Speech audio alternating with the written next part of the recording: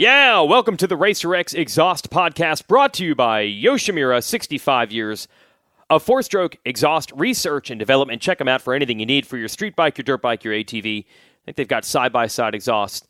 I'm your host, Jason Wygant. Special episode of the show because I needed to get this in because we didn't have it on last week's episode. Podcast.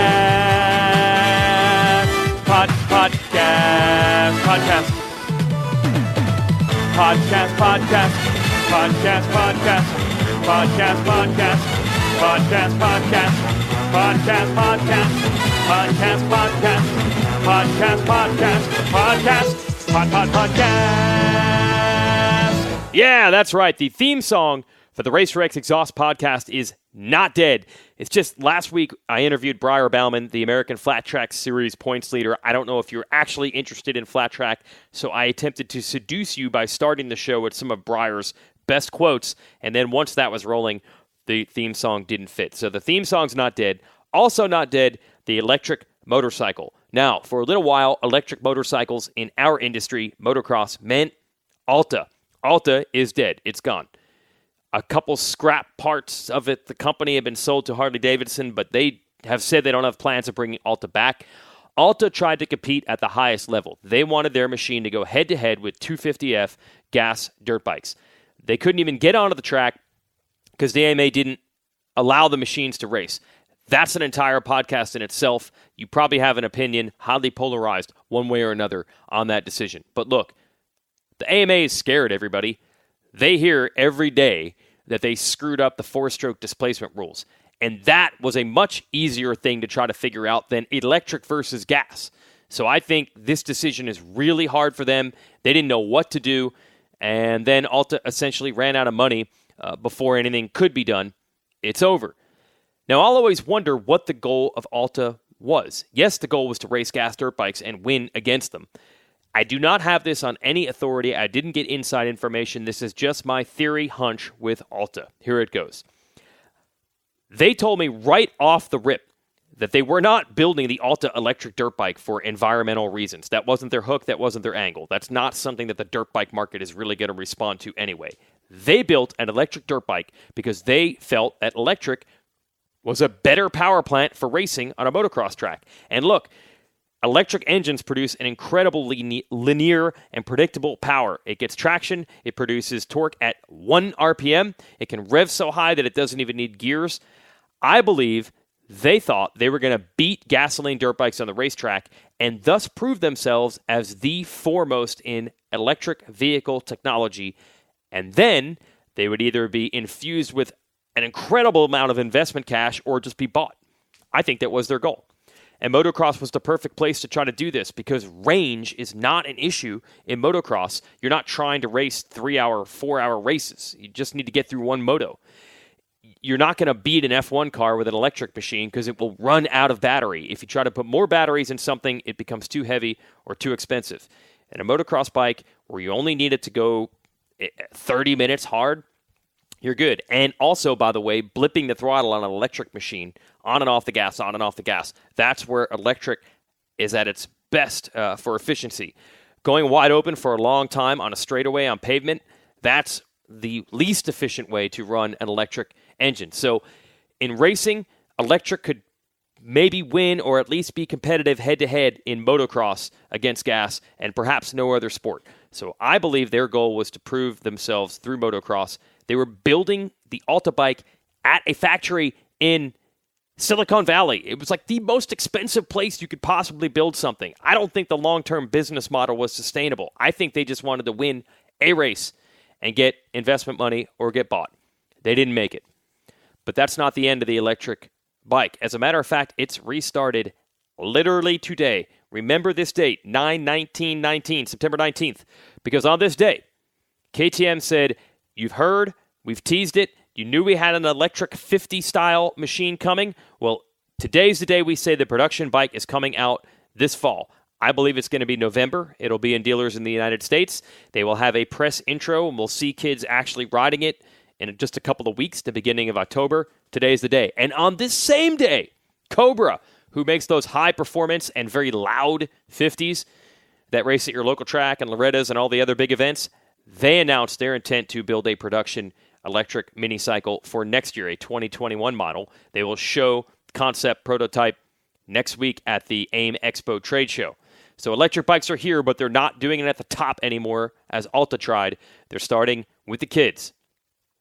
But someone else has already been doing that. And that's the subject of this week's Racer X Exhaust podcast, Ryan Ragland, the inventor of the Stacyc bike. Now, if you don't have kids, you might not even know what a Stacyc is, but you should. I have kids, and my kid has one. A Stacyc is essentially a Strider balance bike with an electric drill motor and a battery attached, chain drive, done. The bike weighs 18 pounds. It's really small. It's low to the ground. It's very slow with some mapping. And it's a great way for kids to learn the general sensation of having a throttle and a brake. And the earlier you can get them started with that, the more skilled they are, so the safer they can ride. But more importantly, they learn that sensation of fun on two wheels, which is something only motorcycles can provide. Ryan Ragland, who formerly worked at KTM, invented this machine. But it's not what you think. He wasn't planning on building a motorcycle or a motorcycle company or brand. That part all happened on accident. All he wanted to do was share the love of motorcycling with his kid, and he didn't want to wait. He wanted him to do it young. But you'll hear that story in this episode of the podcast with Ryan Ragland. But first, one more sponsor plug. What if you're hospitalized with an injury far from home? You'd want to recover close to family and friends, and with an Air Medcare Network Fly You Home membership, you'll have control of where you're treated. You'll be transported to your local hospital of choice with no out-of-pocket costs. Save $10 with the offer code 10MOTO. That's 10MOTO. Visit airmedcarenetwork.com/RacerX offer 1. That's the number 1. Now let's get to Ryan Ragland. Start here. I don't even think, from what I know, were you even trying to make a motorcycle to even sell? Was that even your goal in the first place?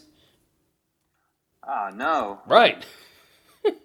I got 4 kids, and yeah, the first 2 rode motorcycles, but my oldest boy was like, riding a bike by himself, 2.5 years old, like totally had it. And then I took him to the track, and he's totally content to, ride a little bit and hang out at the truck, and I was like, well, that's not my energy. And then, a few years later, I had number 3, who was, the kid who's screaming at the TV with you announcing. I literally have a video of him in his helmet, and I forget what national it was, but the gate drops, and you're in the background, and Lucas Oil Motocross, and he's screaming at the TV, and it's been great, and he was 3 years old, trying to wanting to ride the PW in the garage from his older brother, and he was 30 pounds I couldn't touch, and I wasn't going to do training wheels, and I was like, you're SOL, dude. Yeah. And I had happened to have left KTM around that time, and I was working medical device engineering company, and had space and kind of some time to think, and I was like, well, I got this idea, and we threw it together, and I brought it home, and it was the kid's first motorcycle, and he was freaking out. And this was what? Was this like a Stacyc with a drill motor and stuff? Yeah. Yeah. Like super crude. I had, duct taped RC car batteries to the back of it and welded some stuff on, no brakes, like full sketch mode. Yeah. Yeah. But the fact that it made him go forward pretty good, I was like, holy crap, there's something here. And, that was kind of the start of the whole thing. And it was just kind of, I built a better one for him, like, I got to do something more legit, right? Yeah. And once I had that out, I lived in what I call Parent Police Central, right? Okay. I was just always nervous about everything we did because, CPSC was going to get called on us because, I let my kids play outside and I want them outside, and that was kind of our vibe. And that's, California, it's a little tense, a lot of bubble wrap parents, and I see. I'd have these people, these moms, grandmas, make eye contact with me, and we're at the end of the cul-de-sac, and they're doing a walk, and next thing I know, they're like walking across the street directly at me, and I'm looking around, going, "Well, I'm pretty sure they're looking at me because I'm the only one here. Ooh. And they would walk right up, and I'm, bracing for the, how bad I am for letting my kid rip around on a little bike. And the next thing I know, it's like, what is that? Where do I get one? And I need 3 because I got 3 grandkids that would just go nuts. Oh, it was actually positive. Yeah, every time. And that was the kicker, right? It's like, holy crap, like, the perception of it wasn't, it wasn't a motorcycle. And so that was kind of the start of, well, maybe we should take a look and see what this means, just from the reaction of people who aren't into motorcycles. Right. And that's where it started, and then we did the whole, we got to some sales, partnered with, actually, my partners were the guys who had hired me to do medical devices. They started it with me, and, we bootstrapped it and got through the whole thing and ordered a container, and we sold it. Yeah. I mean, look, had you had any experience, obviously from a technical standpoint and engineering standpoint, for sure you had experience, but did you have any experience as far as like running a company and supply chains and all this stuff? Was it coming at you quickly, or did you have a little knowledge or background here? Well, I mean, I don't want to say it's not rocket science, but we had, the stars aligned. We had a guy who had worked with one of my partners at the time, who went to college with him, who has a big history in bicycle world. Okay. And so he was able to get us set up, manufacturing wise over in Taiwan pretty quickly, which was, key to the whole kind of getting going. Yeah. From the technical standpoint, it's not rocket science at all. It's a really simple piece. I would say that the current version looks really, really simple, which kind of made me think that I did a good job, because there's a whole bunch of versions that don't look that simple. Okay. Your driveway prototypes. Yeah, and just how you got there. And now it's obvious, right? You're like, oh, well, just do this and that. Right. Have it. And so, I was in the medical device field, and we had, that's where you file patents and do all that stuff. So I wrote those, and, all kind of not knowing what we were getting into, because we hadn't sold any at that point, right? Yeah. Still nothing. Mm-hmm. And then we sold a container in December of 2016, December 22nd, I think we got it. Uh-huh. So me and my wife and everyone, we were driving around San Diego hand delivering bikes, because, we didn't get them all out the door on that Thursday. Mm-hmm. So we were hand delivering bikes on Friday to have them at Christmas on Sunday. Wow. It was crazy, it's super stressful, because I got kids, and I knew people were, it's a big investment, and Yep. we were trying to manage it all the way up to it, and the container was late, all the good things that come with logistics. We got through that and sold it, and then, it was 3 engineers talking about, how are we going to sell this product?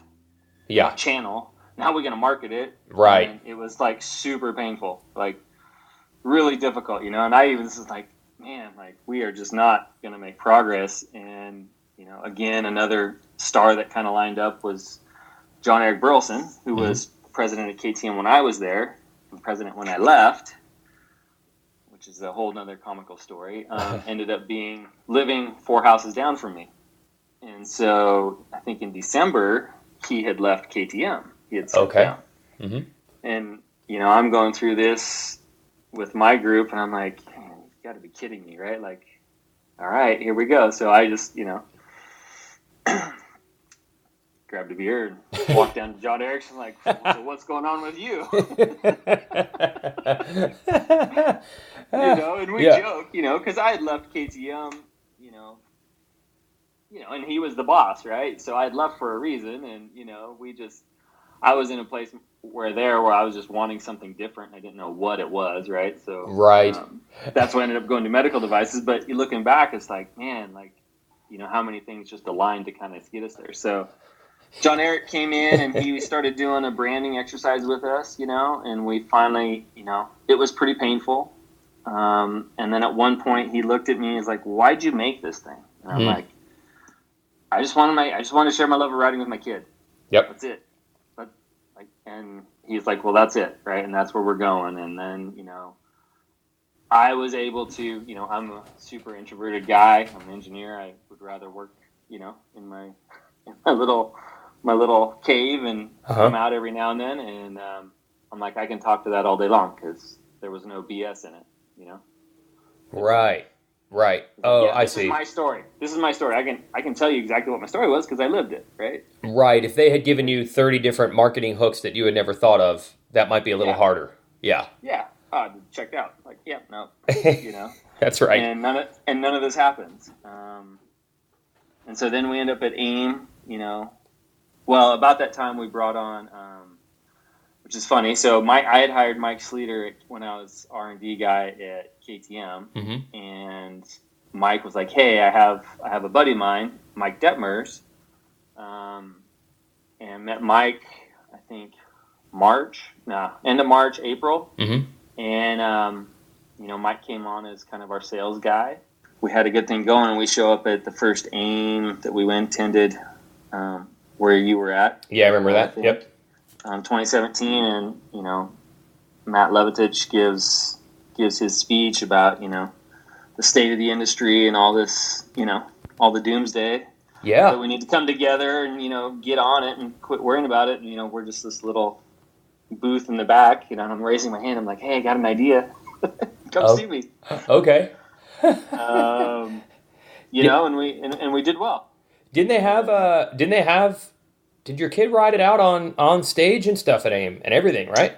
Yeah, I mean, the funny part is I always go back to, this doesn't happen without Robbie, right? Like this is his, if he's not born with his intensity for two wheels and wanting to do this, I would have done something else. There's plenty of other stuff to go play with, right? Yeah.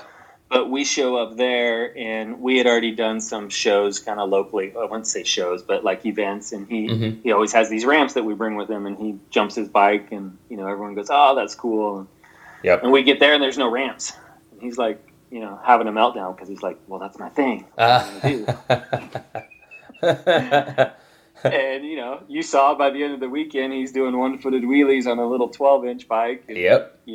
Just kind of wowing everyone with his, what he picked up. And he literally just started doing that at that show. Oh, or something. Yeah, that's a heck of a sales pitch. And again, real though, no one told you to do it that way.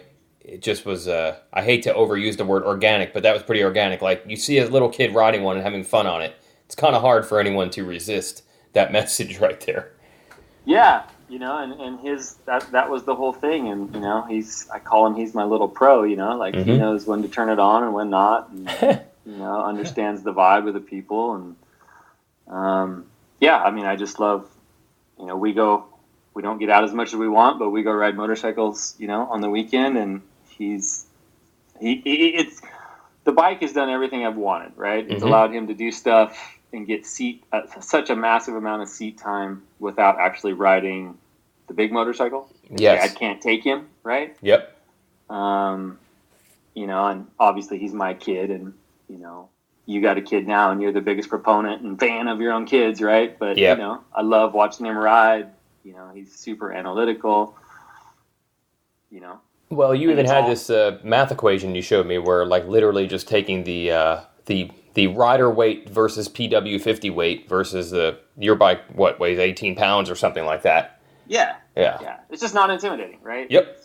And I used to discount everything that he was doing and how cool the stuff he was doing, and I equated it to, well, it's because it's Robbie, right? And now I'm kind of at the point like, yeah, well, everyone kind of does that, and I hate to say it, but I feel bad because I see everyone posting how gnarly their kids are, and I'm like, yeah, that's just kind of... Yeah, I know. That's just kind of how it happens now, and I'm the same guy, and, I love it because everyone's super excited to share that experience with their kids, and that's exactly what it's about, but, Robbie, I don't think Robbie's super gnarly anymore because I see all the kids right behind him doing the same stuff, right? And, we've got it down to, if your kid can push and balance on a strider, I literally give me 30 to 90 seconds. I got $100. I'll have them going. Wow, and you've proven this. You've done this. Yeah, I mean, we do the activations pretty much all over the place now, and I mean, it's if you can push a balance, I can teach you to throttle super quick, and then your seat time and ride time just exponentially grows, right? Well, that's why the industry. Look, you were doing it literally for one rider, your son Robbie, but most of the time, and you worked at KTM, most of the industry, it's like the different bike brands are competitors with each other. But it sure seems like as soon as people started to see this, they were like, you are not a competitor. You're not an enemy. You are our ultimate friend. It seems that the industry really, especially at that AIM show, John Eric himself, whoever, they've wrapped their arms around this because you're the gateway they didn't even know existed. That has to be a strange experience. I don't know any other company that probably has big companies saying, thank you, thank you, thank you. Yeah, I mean, and it's actually we're in a little bit different position now, right? And part of the reasons we went with, the Harley-Davidson thing was for the backing to be able to do this. 2017, we put these goals on the board, and John Eric writes 25,000 bikes by the end of 2020, right? Okay. And we're just like kind of laughing. Okay.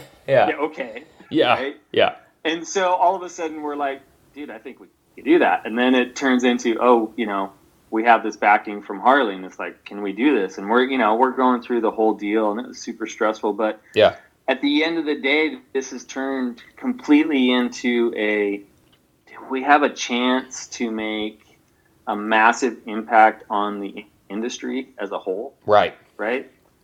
And that's literally, that's kind of my call right now. It's like, we did well, right? But we have things set up just like, how big of an impact can we make, right? And kind of my mantra right now is, how do I get everyone out of the old mentality of like, we're competing against the same group of people? Yeah. And I'm trying to tell everyone, like, but wait a second, I'm bringing you new people. So I want one of these in every dealership across the country, and I want the dealerships who are the biggest competitors to each other holding events to keep kids excited about motorcycles, so that then they can go, I'm trying to raise the sea, that whole, raise the sea, all ships rise, blah, blah, blah. Oh, so it hasn't been completely 100%. Like, you've had to convince some people to buy in. It wasn't as simple as roll it out on stage or roll it out at a demo, and every single dealer company, everybody was like, oh my gosh, you're trying to save us. Like, there does have to be some convincing. I mean, it's the sale, and the biggest thing is everyone, the biggest pushback is like, well, I don't want my if it's down the street, I don't want it. And I'm trying to, I'm looking at it from a completely different angle. I'm like, yeah, but you're not competing over the same guy, right? Right. Like, I'm bringing a new person in. You're not going to get wealthy selling Stacycs. Like, straight up. If your dealership is based on the sale of Stacycs entirely, right? Yeah. It's not going to work. Like, you got to sell a lot. Trust me. Yeah. Yes. You know the numbers. There has to be a lot. Yeah. You have to sell a lot of them. Yeah. We're a helmet, right? And not that doesn't supplement things, but we're trying to do the big things as far as, how do we compete against these other sports, right? I mean, just really big goals, right? Yeah. And how do we get people comfortable with dealerships and motorcycle dealerships? I can tell you straight away, I wasn't comfortable going into some of the Harley dealerships. I'm like, I just don't feel connected. But now I've been in a bunch of doors and I feel more connected. Why? Because I walked through the door. Right. Literally as simple as that. So if the industry can understand, we're trying to bring people to their doors, right? Yep. We're trying to get more people comfortable with power sports, motorcycles, the full deal. Yep. Right? I mean, that's literally what we're trying to do. Door swings. How do we generate door swings for these dealerships? How do we get kids excited about motorcycles? I can tell you that a PW is step 10. It's not step 1, right? We're step 1 through 9. And all of a sudden, mom's like, well, I've already seen him fall down 25 times and get up 26, right? Yes. Yeah, and it's just not a jump anymore. It's just the next thing. No, and I mean, this story that I'm working on in the magazine turned into that, where suddenly now, 3 years after yours comes out, and technically December of 2016, by December of 2019, you're going to have electric dirt bikes that'll maybe make that transition a little bit easier. So it's not even going to the P-Dub, or we'll see how that goes. But you're just ahead of the curve, and eventually the curve's going to be pretty smooth, it would seem.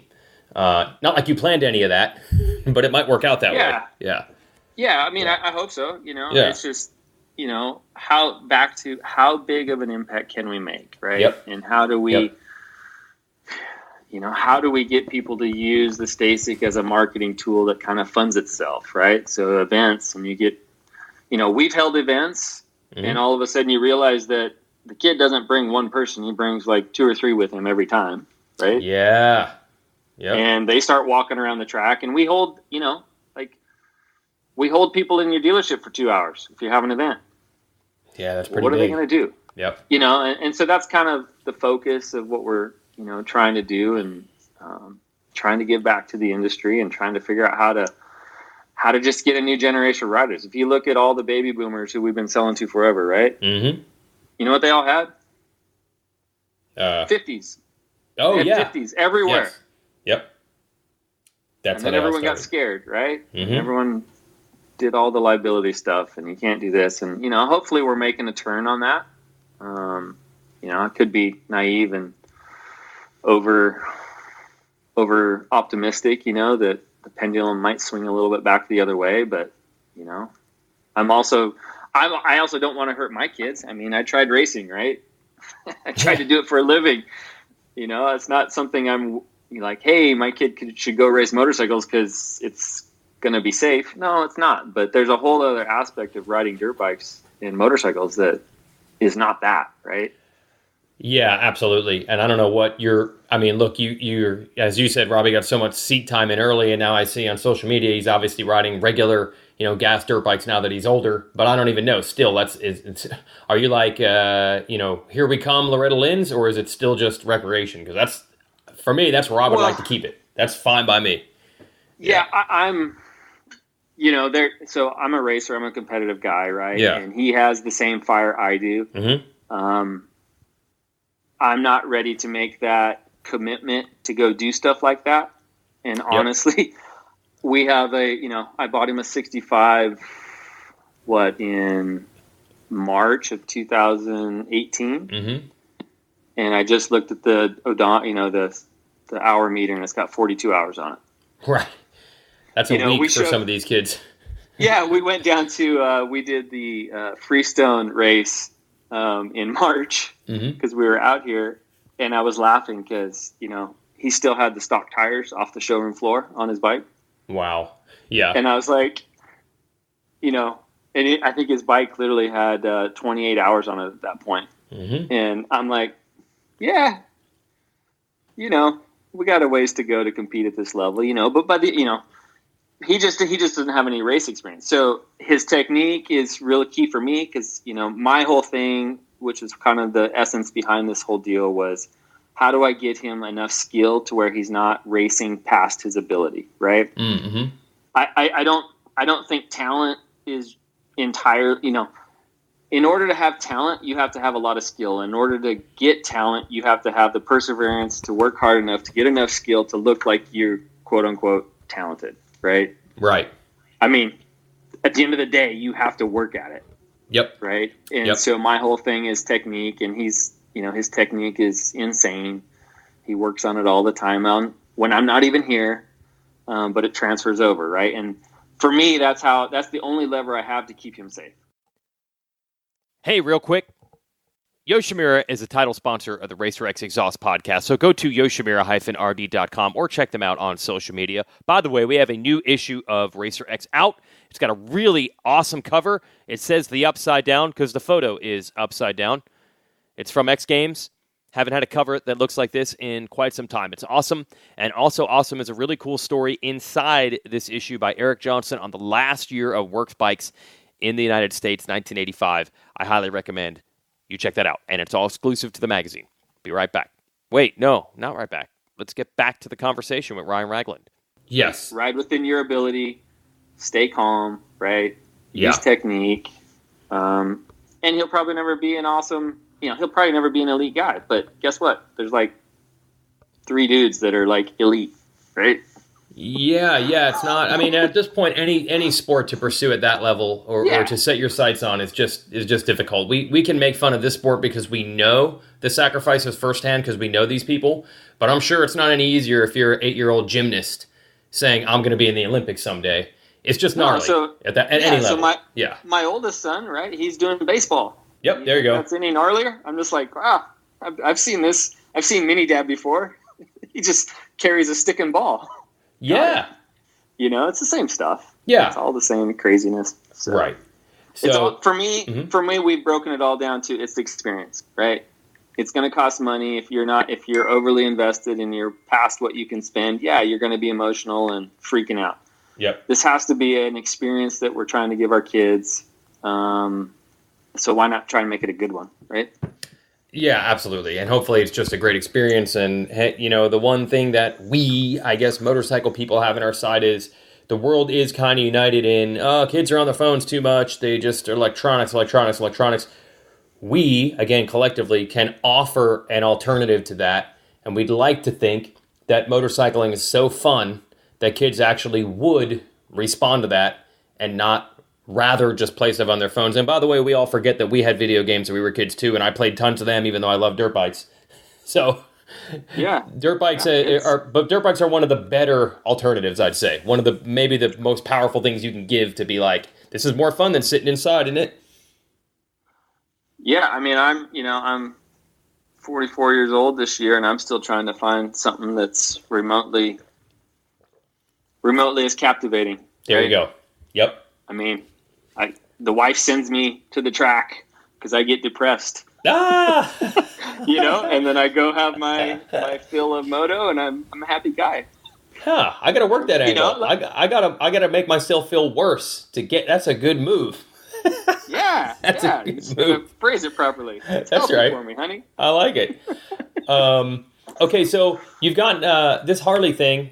Just define for us what that means. Is it like Harley owns it? Did Harley invest? Obviously you're still there. Yeah, I'm still here. So, it started as just, how can we help, and turned into the brands really align on just how do we help the industry, right? Yeah. And how do we make a big impact? And then it just turned into, well, if we do this, then we're just going to want to do this again and buy the whole thing later. So let's just buy the whole thing now. Right. Okay. Because it was just like, if it works, it's what, we're going to want to do it. So it really was an alignment of the brands and the fact that they wanted us to be successful, not being Harley. Right. I see.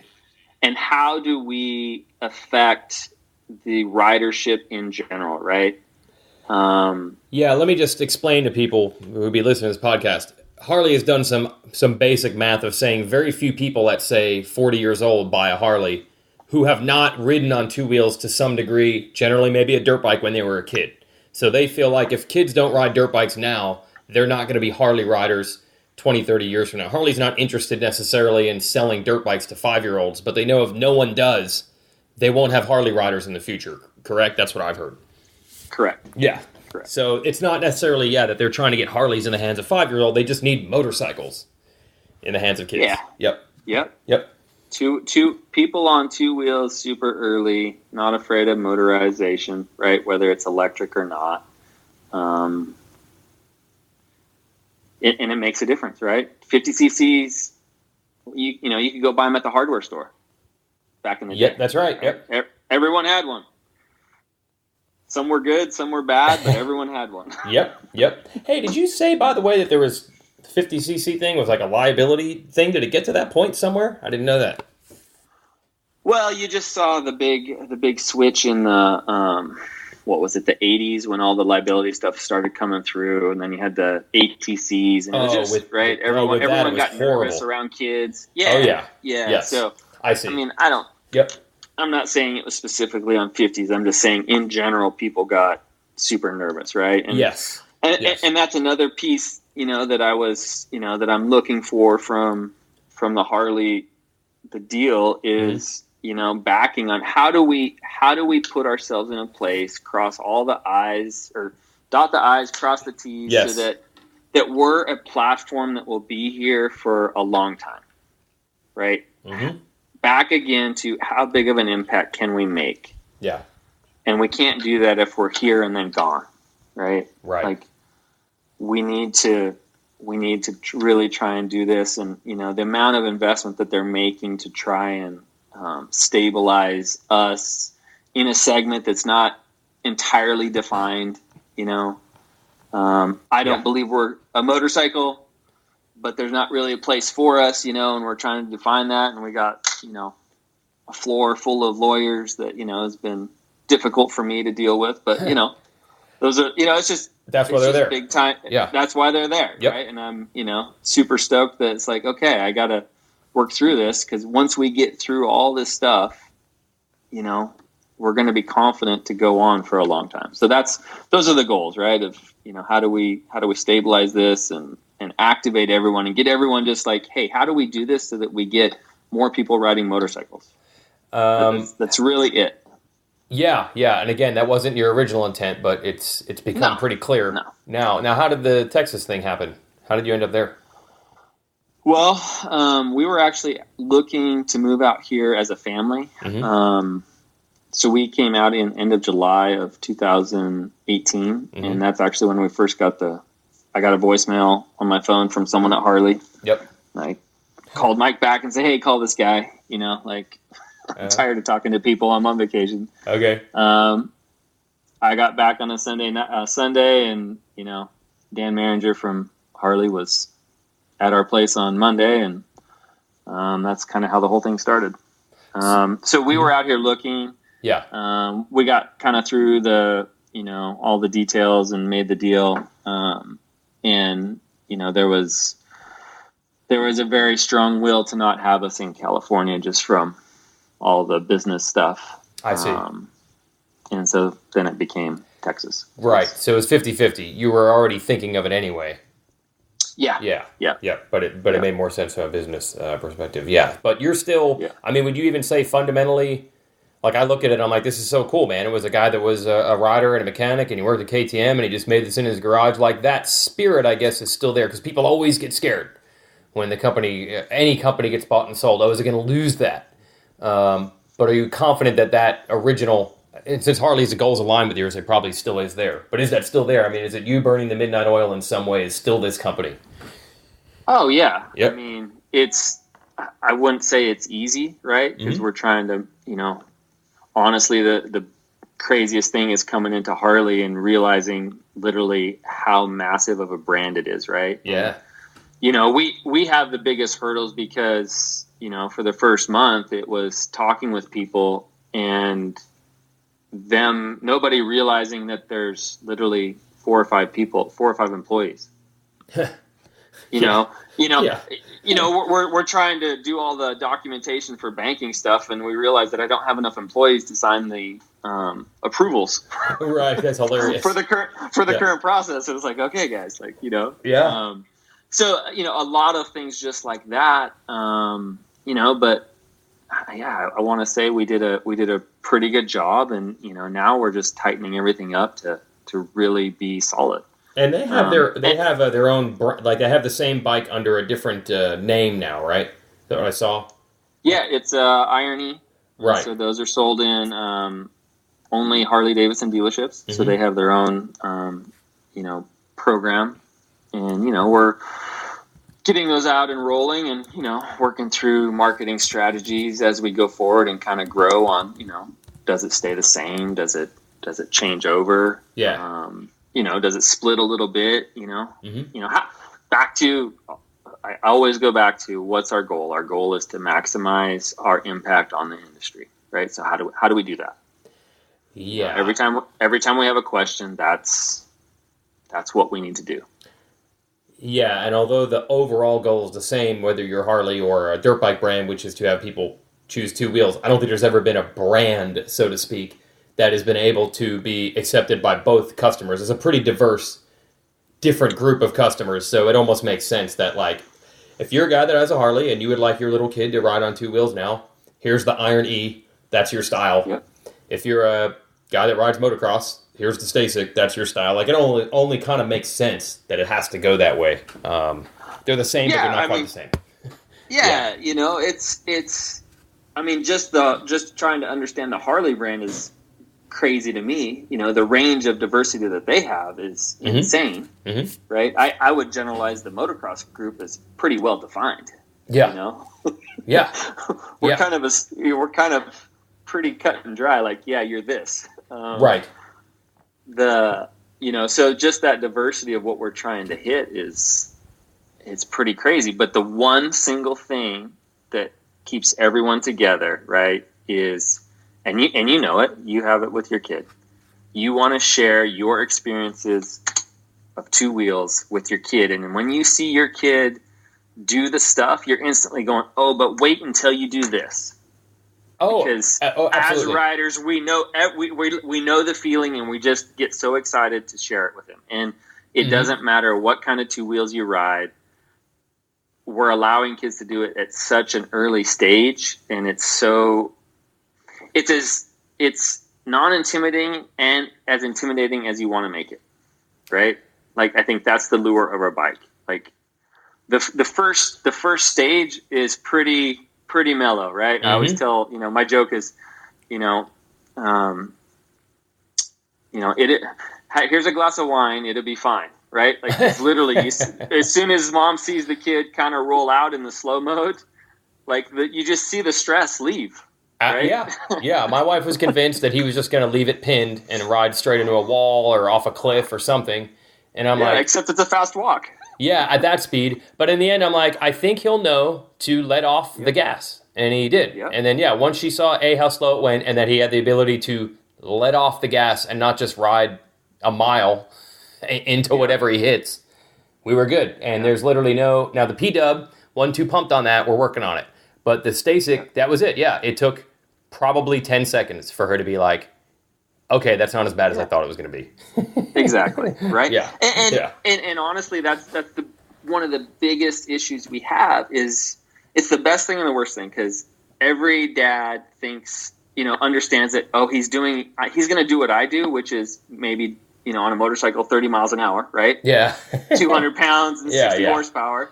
Yeah. But in reality, it's not. No. Right? Nope. But when you have a conversation about it, our minds as adults instantly go to our fears of what would happen if we let our kid ride our bike. It's a good point. Yeah. And until you see it in person, you don't have a feeling in your gut for how unintimidating it becomes.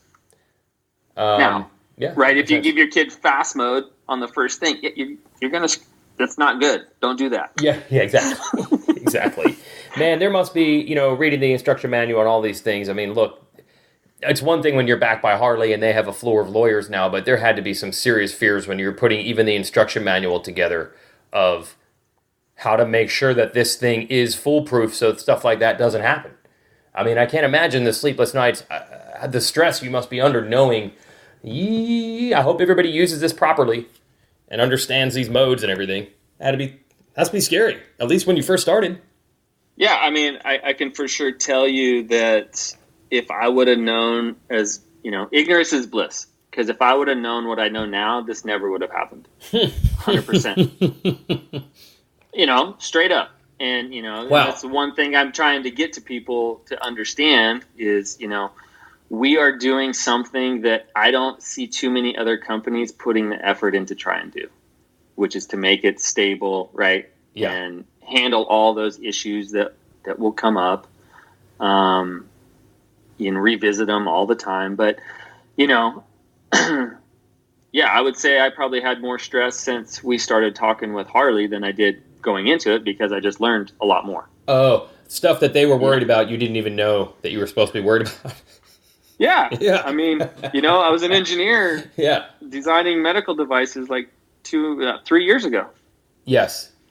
We haven't been we haven't sold product for 3 years yet.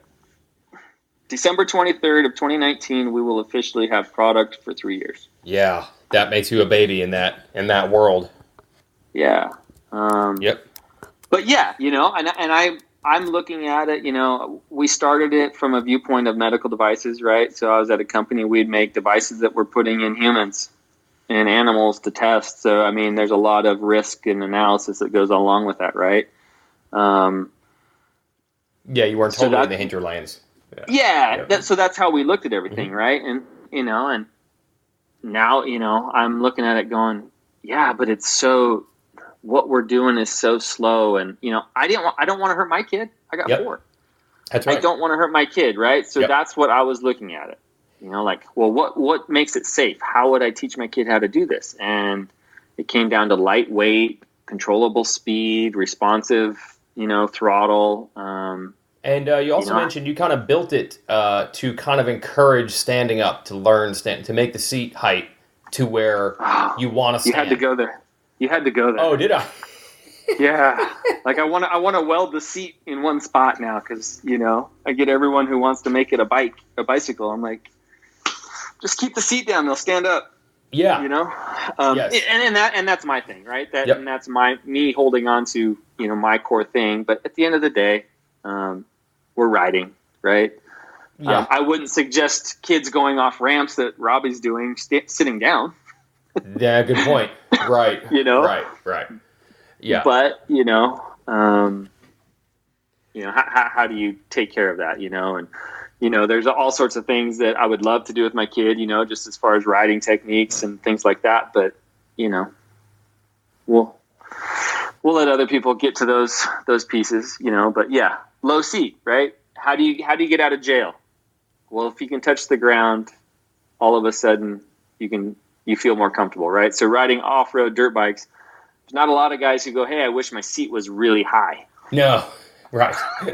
That's right. So why do I want my kid to have that same experience, right? And the first time he's going up a ramp or an obstacle and he can't touch the ground, you've instantly eliminated his confidence.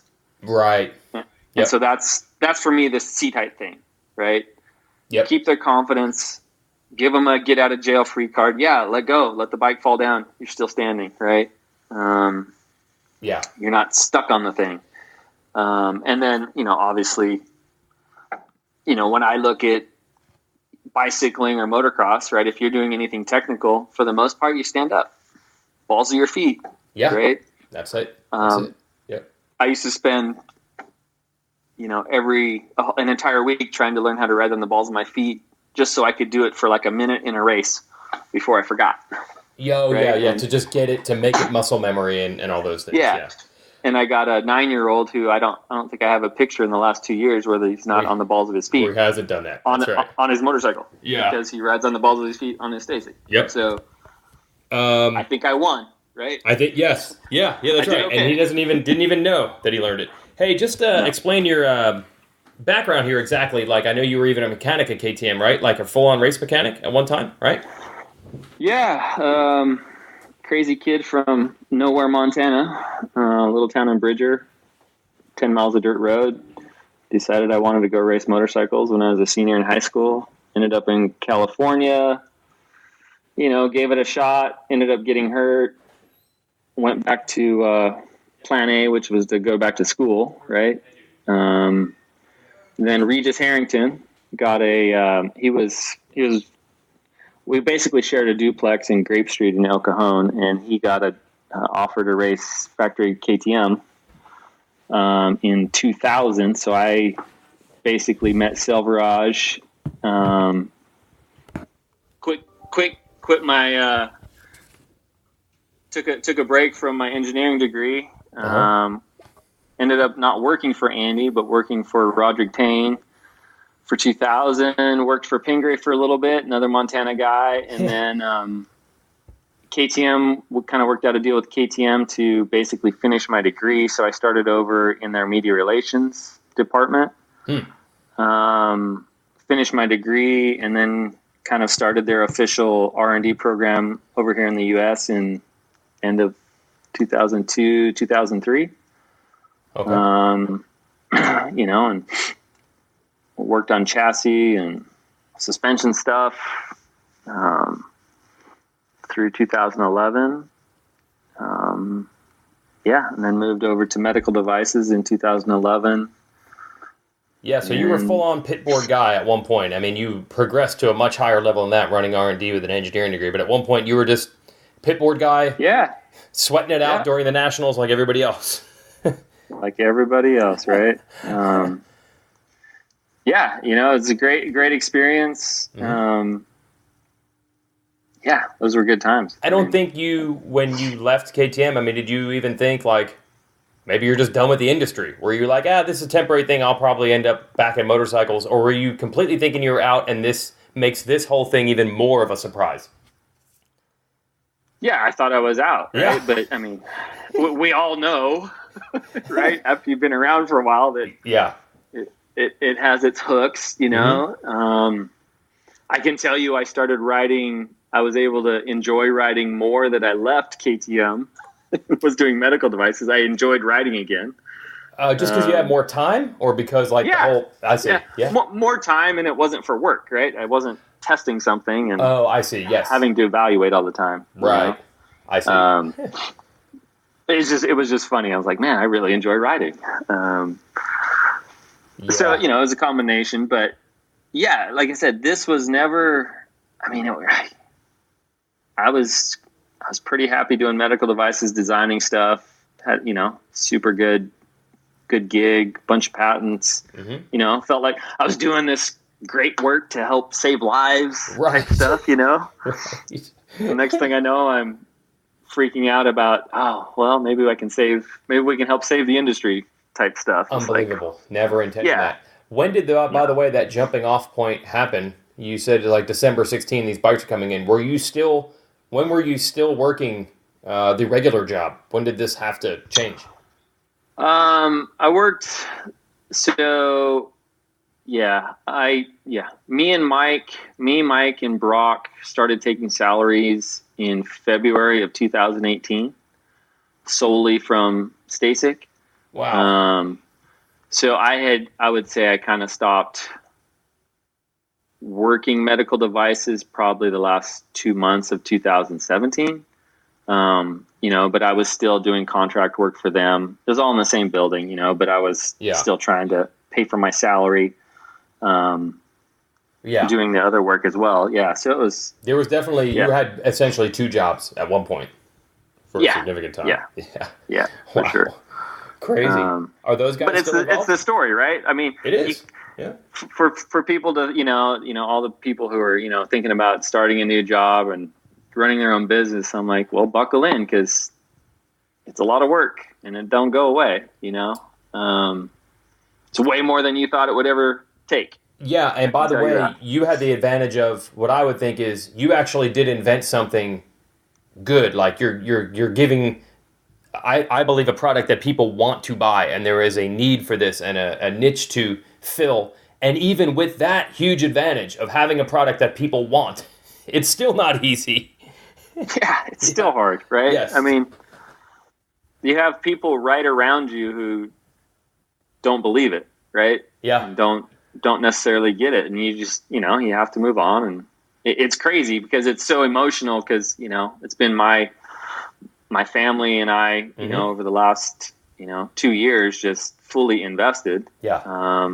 Yep. And when people don't get it, it's really, it hurts. It's your baby. You're just like, you don't like me. Oh, I didn't say that, but I see. It's all those emotional things coming in, but people don't see stuff the same way all the time, and you got to be okay with that. But it has to be nice to know that, I mean, you're talking, for example, say KTM or Harley-Davidson, 2 big companies that did embrace this, which is not something that most companies get. So yes, I'm sure there's been some bumps, but at the same time, it's pretty refreshing, I think, to how many people saw the light and were like, hey, wait a minute, we need to embrace this thing. Well, yeah, I mean, to be fair, right? If AIM hadn't have gone as well as it would have, we would have been done, right? Like, it's hard. It's super hard. We were trying to figure out how we were going to fund the next thing, right? And always, like, every decision was made off of, well, how much are we going to risk, right? Yeah. And, I have my friends who have invested in this company, right? And I need to go ask for more money, or, it's just a circle of how are we going to make it work, right? And we get beat up all the time because we're out of stock all the time. It's like, well, yeah, because I have to order stuff 6 months ahead of time, right? And if you could tell me what's going to happen in 6 months, come run it. Totally fine with that. Yeah. But no one ever can, right? And then, it's, I'm excited because, for the first time ever, we have inventory for if we run out of inventory going forward, it's like, wow, we really oversold, That's how much the system has changed here over compared to where it was in 2017, 2018. Oh, yeah. Massive. Yeah. Yeah. Yep. I mean, it's just, we order, we have plans, and it's not, we're not constrained by, before it was, well, how much can we afford, right? How much can we afford to buy, and how many, and even building out our team, right? It's like, we wouldn't be able to do it if we were funding ourselves, because you would always be hiring what you could afford to get another set of hands involved, right? Yeah. And we were able to come in and, start picking out people of like, hey, we're going to build this organization. There was 4 of us. Yeah. 5 of us. Total, right? Yeah, that's gnarly. We didn't start from the bottom. We started from let's build our leadership team and then start filling out how they want to build their team, and it's been going pretty good. But a totally different, it's impossible to do if you're strapping it by yourself and, you don't have unlimited funds available to you, Yeah. Yeah. I'm sure there's still challenges though, but in the end, and by the way, when we see these electric bikes that are coming, like, are you, is that just coincidence, or did KTM let you in early, be like, hey, we're actually working on an electric 50, and Cobra, by the way, is about to announce one by the end of the week at this year's AIM show. Do any of them bridge that gap and say like, hey, thanks for building an electric bike, that's going to help us with our electric bike? Is there any communication on those type of lines? I haven't heard directly. I mean, I'm only connecting the dots of, we should be the bridgeway. We have the conversations internally that we potentially have kids who will never ride a combustion engine. Now, sure. I love 2-strokes, right? I watched 4-strokes come in and that transition. I have a whole bunch of theories on, people and products and change now after, we're just watching different things. But for sure, we're introducing people to a new mode that makes those more acceptable, right? I mean, we're going to end the year, with 20, 25, 26,000 people who have been introduced to electric motorization. Because you're going to get that number that John Eric was encouraging you to get to. Yeah.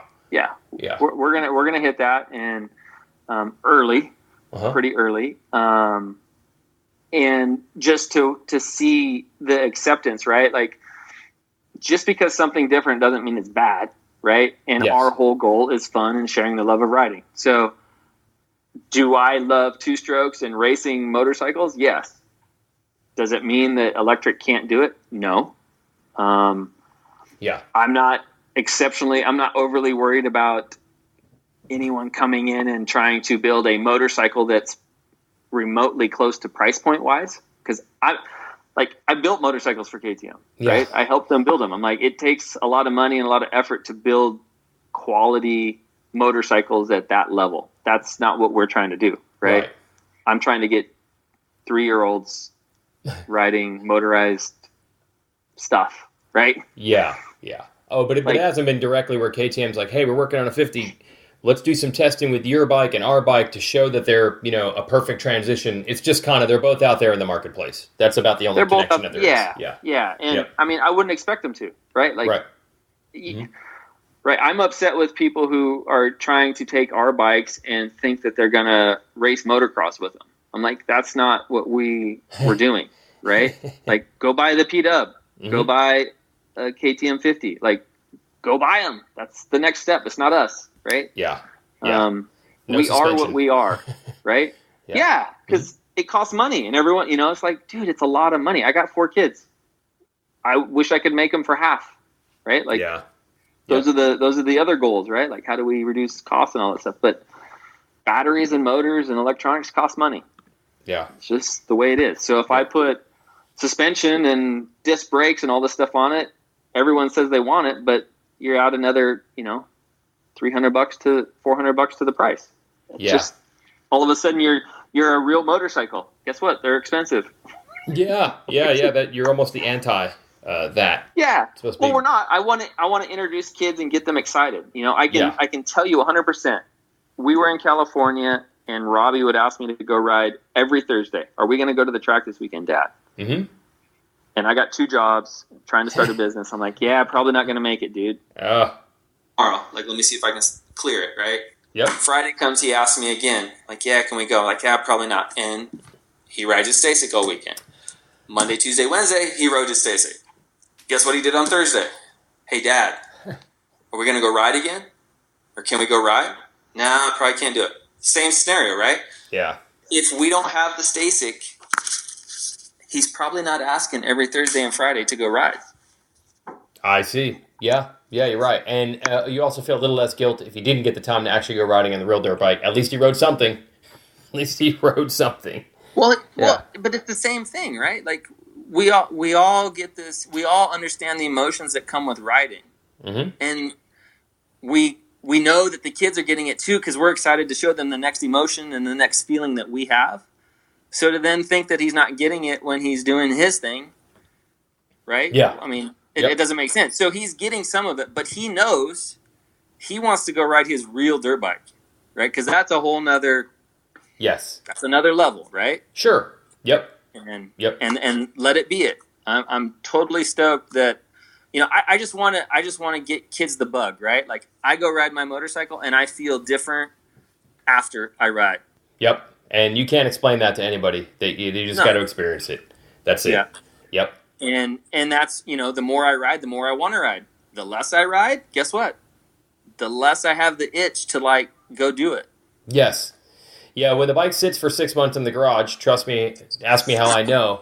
Suddenly it's oh man, I got to load it up. I got to change the oil. I got to get my gear ready. It's just a pain. But when you just did it 2 days ago, it's like a reminder of, that was easy. Yeah. Just go do it. And it was fun. Yes. Yep. It was exciting. It was all the things we love about it, right? And it's just keeping all the good stuff fresh, right? Fresh in your mind. That's right. Good point. I want to ride motorcycles. That's it. Like it or not, that's on your shoulders now. Yeah, right? I know that wasn't the goal, but here we are. Well, yeah, but why not, right? I've had good things happen to us, right? So yes. What's the next thing? Why was I picked to do all this stuff? I don't know. Mm-hmm.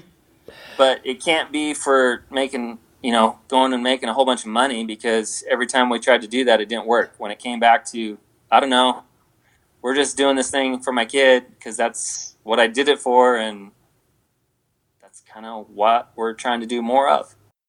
And that's Ryan Ragland with the greatest message anyone in the motorcycle industry can have right now. They're just trying to get kids to learn the magic of riding motorcycles. And if you get them introduced early, you're hoping you have customers for life. This no longer is going to happen on accident. We have been in a phenomenally great place looking back at it now that you had Supercross races. Jeremy McGrath would win those races. Jeremy McGrath was getting paid a lot by Honda or Suzuki or Yamaha, brief time KTM, because people were buying dirt bikes. And it all kind of automatically happened. Any other riders, Bob Hanna, Rick Johnson, you name it, Ricky Carmichael, they were selling motorcycles. Those guys were winning races. They were heroes. We wanted to be like them. We bought motorcycles. That paid their salary. Everything was great. Now, suddenly, it's not happening automatically. I would argue that right now, Supercross, from a fan popularity standpoint, like people wanting to watch, people interested in the riders or who's winning races, I think it's as popular as ever. Maybe it's even bigger. There's a lot of different metrics. It's hard to measure it because there's so many other ways to see things now, but I don't think Supercross is lacking in hype or attention these days. I personally don't, but it's not resulting in people buying dirt bikes and going to the local motocross track and racing them or even riding them. Not in the same way it was. So now, for the first time in a while, the industry is having to solve this problem. I think before it was based on just the economy. The problem is the motorcycle sales tanked when the economy tanked, but this time when the economy has come back, motorcycle sales have not come back with it.